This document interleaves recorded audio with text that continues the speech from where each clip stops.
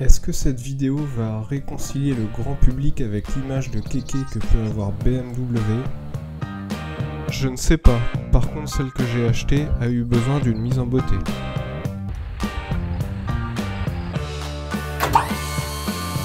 Le projet Range Rover devrait bientôt réapparaître parce que j'ai reçu de nouvelles pièces.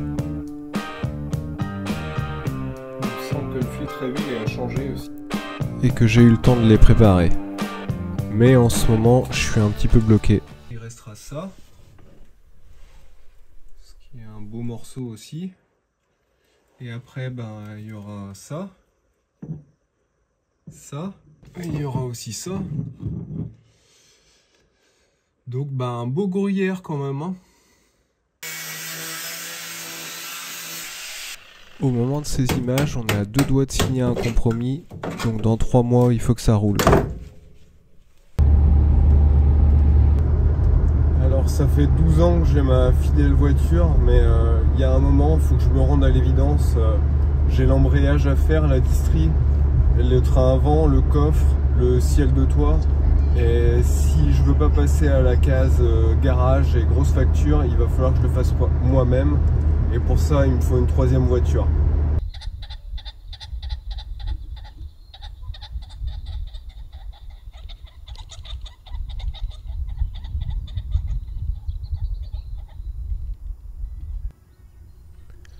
Comme tout le monde, je me suis mis sur le bon coin, j'ai rentré mes critères, un diesel qui consomme pas trop et que je ne connais pas déjà, c'est-à-dire pas de 307, pas de 308, pas de C5, pas de française, et à ce prix-là, il reste les breaks puisque en ce moment ils sont sous-cotés. J'ai trouvé une série 5 E61 de 2009, la version restylée. L'historique entier de la voiture est connu puisqu'elle n'a eu que 3 propriétaires. Par contre, elle a vécu.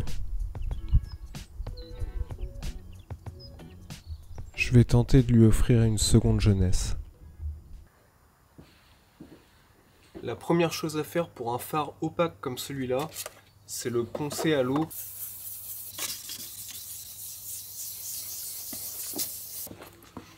Et bien sûr, je fais pareil sur les anti-brouillards.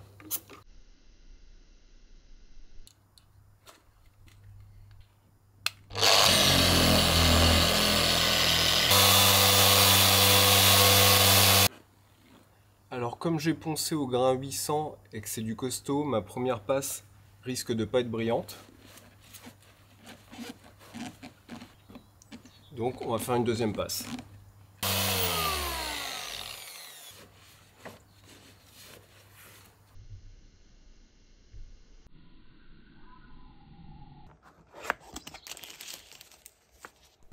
Les clignotants d'un autre temps sont remplacés pour d'autres beaucoup plus modernes.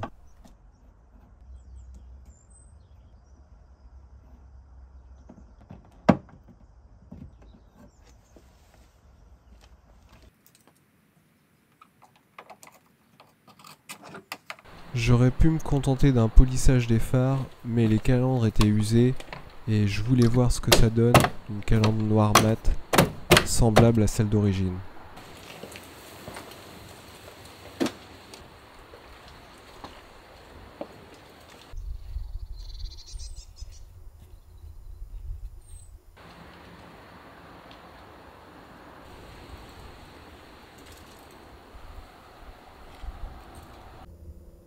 La voiture dans l'ensemble présente pas mal, par contre il y a un méchant POC. Là on le voit bien. Je vais essayer l'outil chinois avec un pistolet à colle chaude. On va voir ce que ça donne.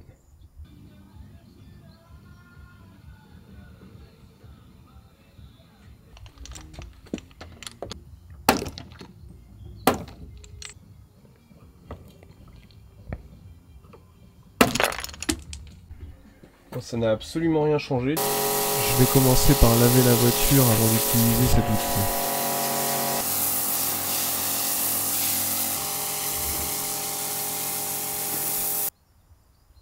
Travailler la bosse de l'intérieur du coffre va peut-être être plus bénéfique.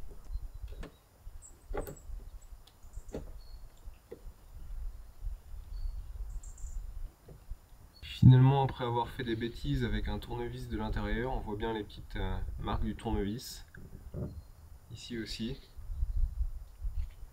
Et ben, je vais ressortir l'outil pistolet à colle chaude.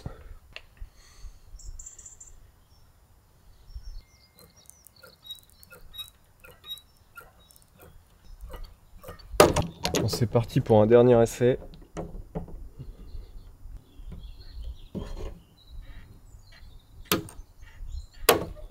Après quelques tentatives et surtout après avoir vidé mon stock de colle chaude, je décide d'en rester là.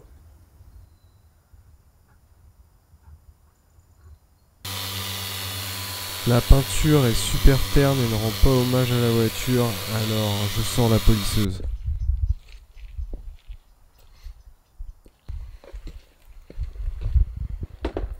C'est pas les conditions idéales pour faire ce genre de choses. Le lendemain, on voit mieux. Je pensais que l'avant-après serait plus flagrant, mais ça reste quand même impressionnant.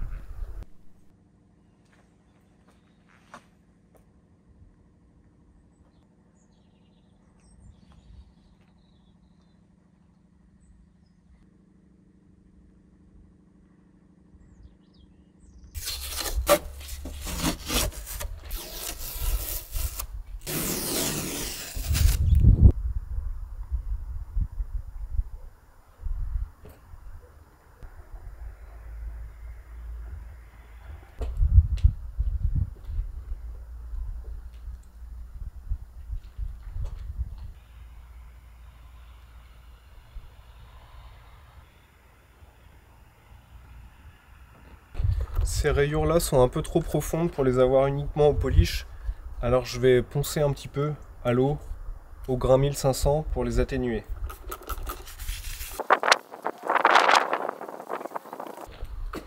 Oh, mais j'ai fait un massacre! Qu'est-ce qui s'est passé? Par contre, il y a quelque chose qui m'embête depuis le début, c'est ça. On n'a pas besoin de savoir que c'est un 5,25.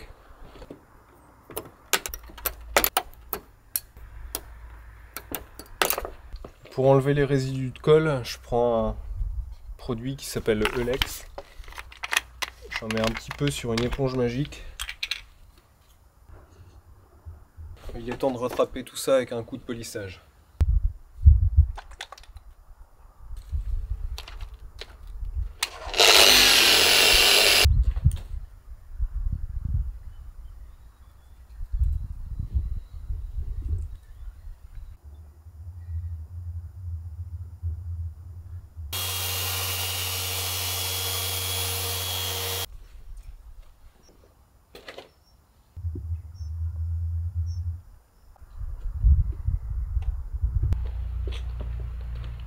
Là, il y a des belles balafres sur la portière.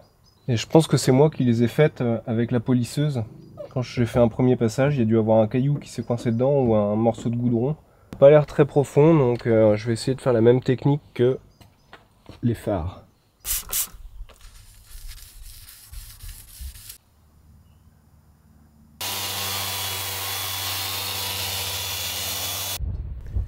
Le brillant de la peinture est vraiment bien revenu.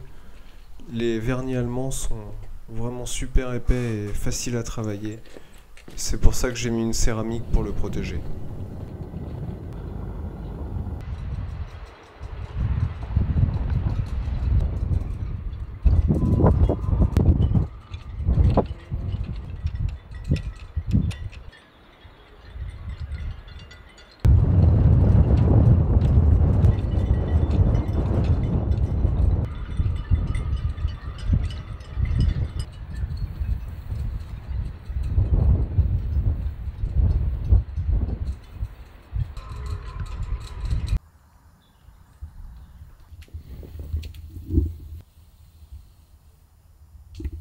Aujourd'hui, le but, ça va être de nettoyer le cuir. Je vais essayer d'enlever les traces laissées par les sièges enfants.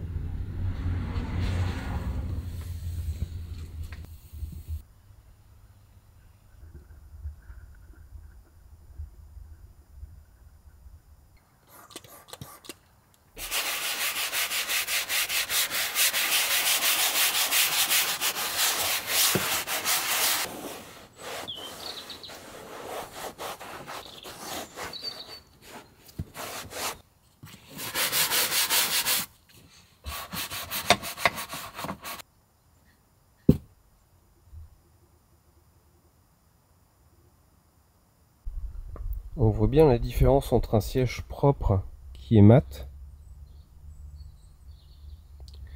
et un siège pas propre qui lui est complètement luisant. Après quelques semaines, le bazar est revenu, mais les sièges, eux, sont toujours aussi propres, et ça fait plaisir. Il est grand temps d'aller faire un tour.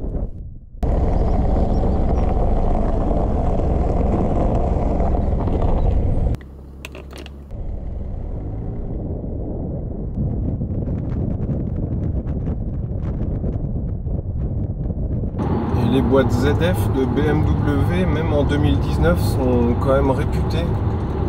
Elles sont surtout réputées pour leur kick-down. Tu vois, là j'arrive sur l'autoroute, je mets le pied dedans.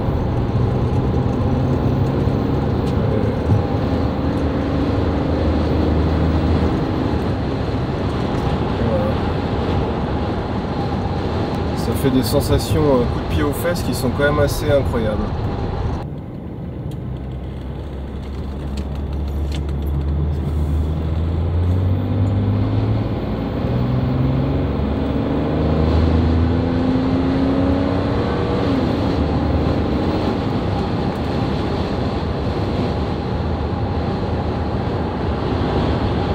On n'a pas perdu la Tesla.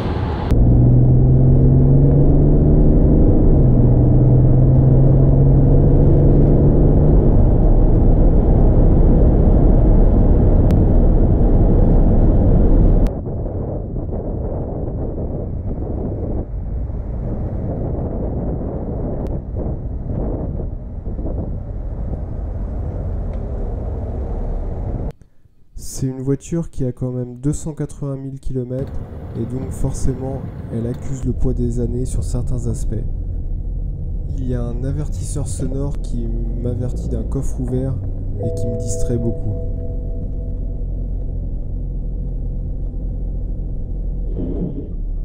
Moins que ce soit la caméra.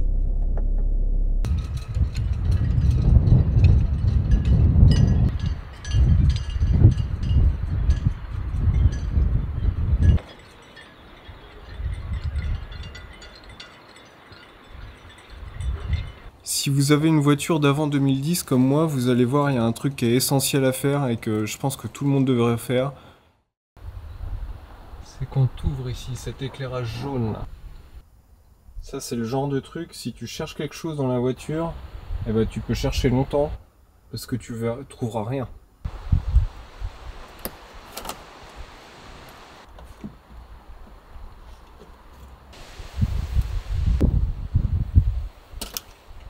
Là je suis sur plafonnier avant, tout est écrit.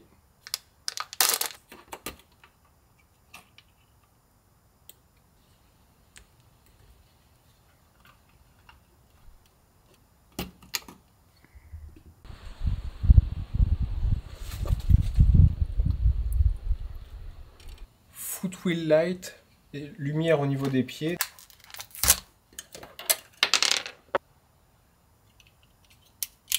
Voilà, le tour est joué.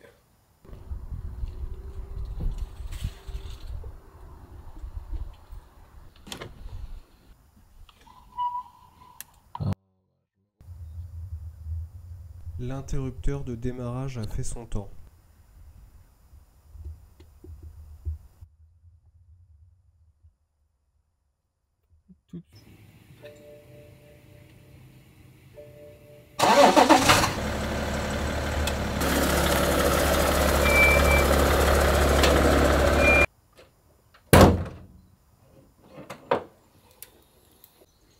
C'est une voiture qui a 280 000 km et je suis persuadé que le déshuileur il a jamais été fait ou alors une fois il y a très très longtemps.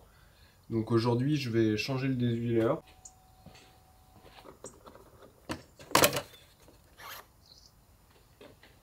Donc le déshuileur il est ici.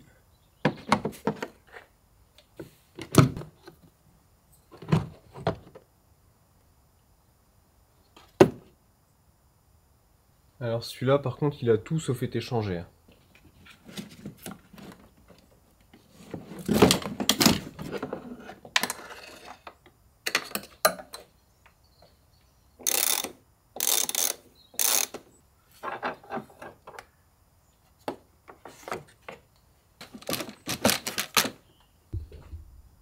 Le désuileur, il est ici. Je viens de passer un coup de soufflette. Les joints d'admission sont censés être changés il y a 6 mois. Bah franchement, les gars, si vous avez remonté une admission avec toute la merde là, chapeau.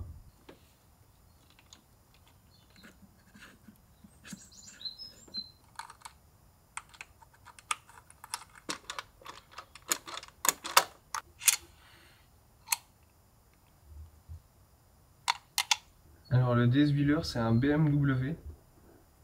Et ici, quand on regarde la date de fabrication, c'est 2009. Donc il date de la fabrication de la voiture. Par contre, je suis vachement étonné qu'il n'y ait pas de filtre ici.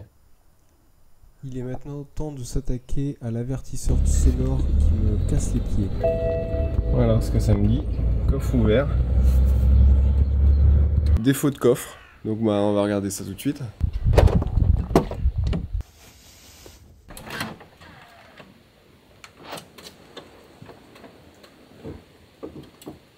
Voilà, c'est un coffre électrique et le vérin là-bas est sorti de sa rotule, donc ça ne fonctionne plus. En fait, la rotule elle est cassée, elle n'est pas du tout déboîtée.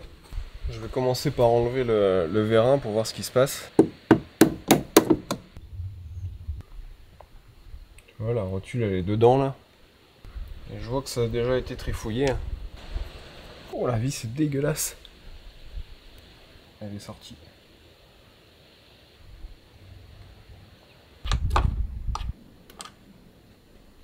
Voilà ce qui s'est passé, en fait la rotule a cassé ici. Ça ne va pas tenir longtemps, mais au moins je pourrais fermer le coffre correctement.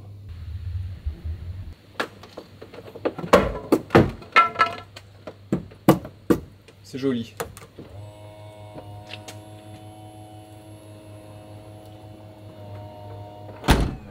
Voilà, on touche plus. 24 heures plus tard, après réflexion, je vois ce que ça donne.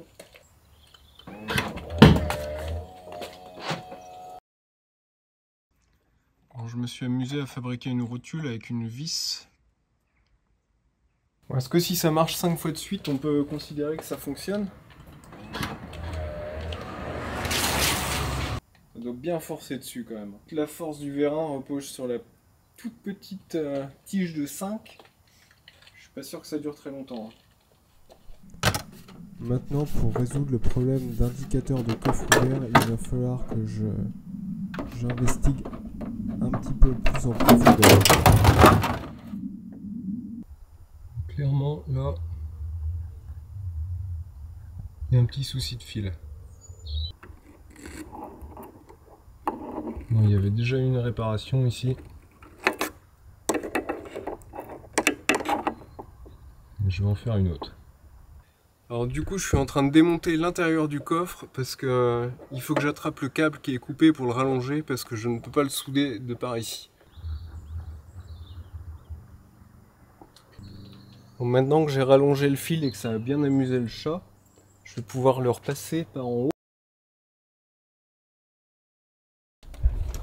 Malheureusement ça n'a pas résolu le problème, alors je regarde au niveau des relais. Après avoir tout démonté, j'ai accès au module de coffre, au PDC, et je vois tout de suite que bah, ça a déjà pris l'eau. Parce que c'est bien rouillé tout ça. Apparemment, ce serait ces relais là qui foutent la merde. Ouh. Ça me paraît plus suspect que tout ce que j'ai démonté pour l'instant.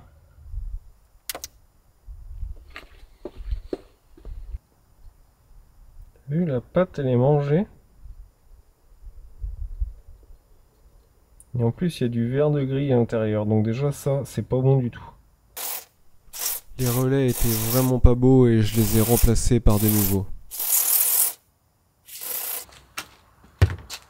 Les relais ça n'a pas fonctionné, alors il reste deux solutions, soit la serrure, soit les câbles coincés dans le haillon.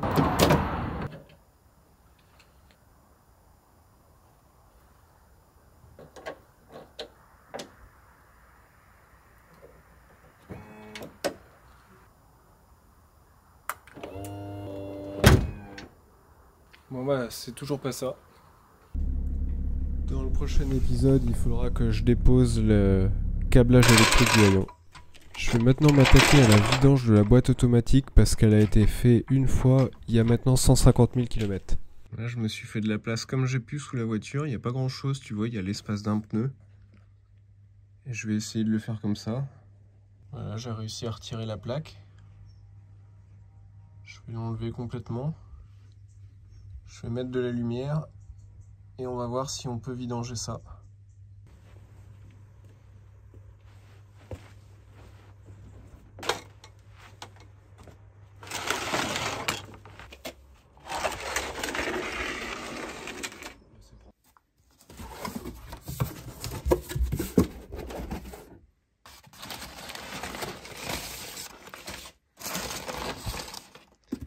Et la surprise, c'est pas le bon carter.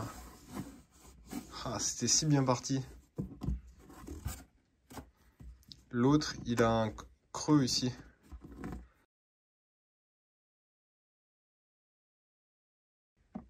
J'ai vérifié en les positionnant l'un sur l'autre.